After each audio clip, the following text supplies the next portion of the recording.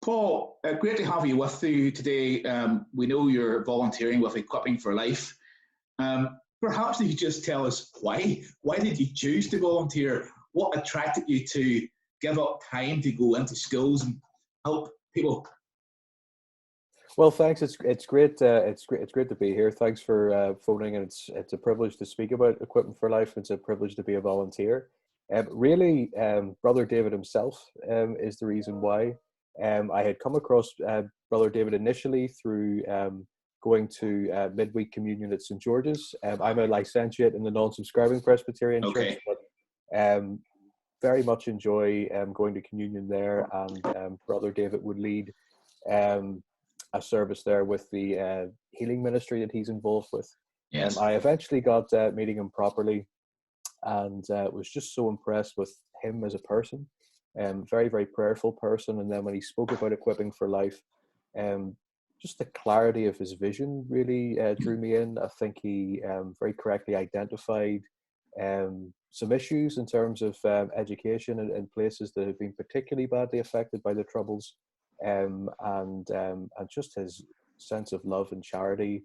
But again, the clarity with how he wanted to carry it out, and why he wanted to go in. Really, I found very inspiring. And so when he asked if I'd be interested in volunteering, it was a very easy answer. So yes, I'm loving it. Very good. Well, Paul, what exactly do you do? You say you volunteer, but sort of give us a sort of what that looks like in a week. Is it 1 hour, 5 hours? What's your role? Sure. Well, I suppose there's two commitments that come with the role. The first one is I'm a volunteer tutor, working in Blackmount Primary School in Spring Martin in the Greater Shankill area, and I spend 1 hour a week split between two kids, just helping them with their reading, and which is remarkable, and it's a real joy. I hope they get something out of it. I certainly do anyway. And aside from that, there's another important part of the role, and that's prayer.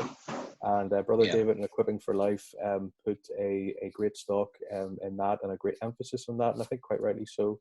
So 1 hour a week in terms of tutoring, and each time I would stop to pray, I would remember Equipping for Life in the prayers as well.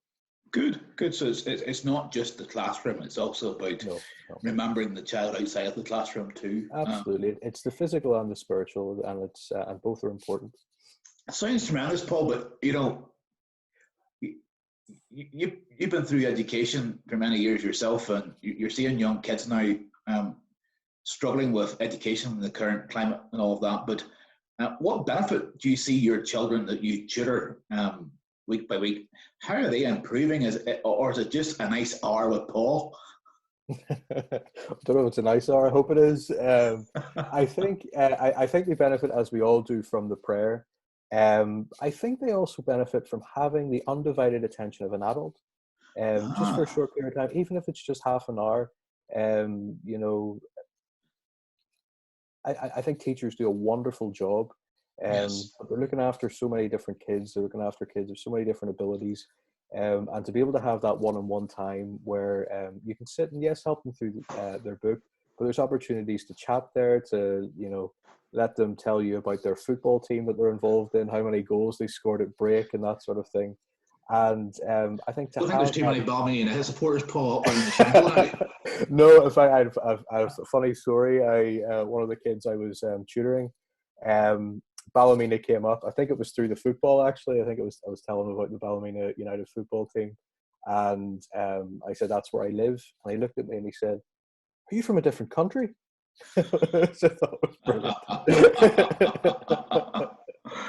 Yeah. So you can see the children benefiting each week, and that personal sort of being able to relate to an adult, Paul. And so many of our kids nowadays don't get that one-to-one attention that either at school or at home. And I suppose you can see that.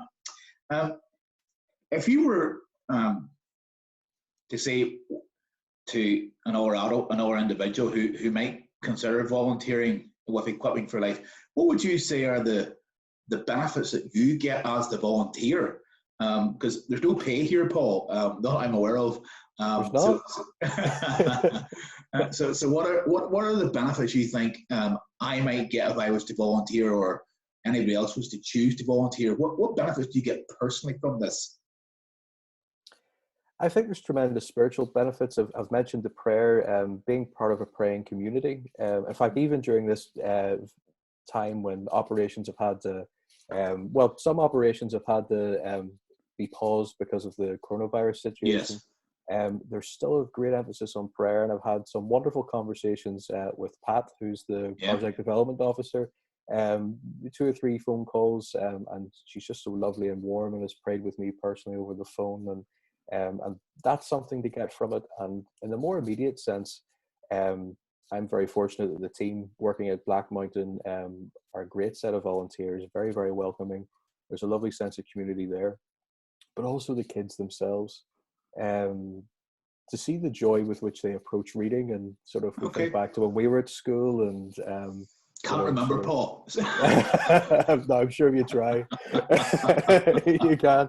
It may not be something we would particularly look forward to, and I sort of think back and how I would have felt maybe going to a different adult and one-on-one time with reading, and how I might have found that quite daunting. What is a real joy is that certainly the kids I have anyway look forward to it so much.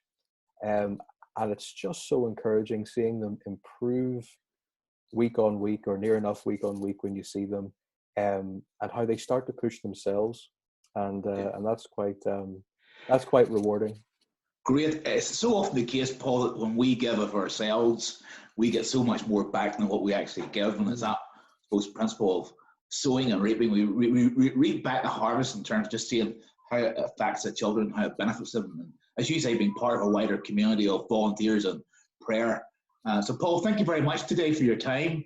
Thank you. We pray that you continue to volunteer for many years to come with Equipping for Life. Thank you. Thank you. God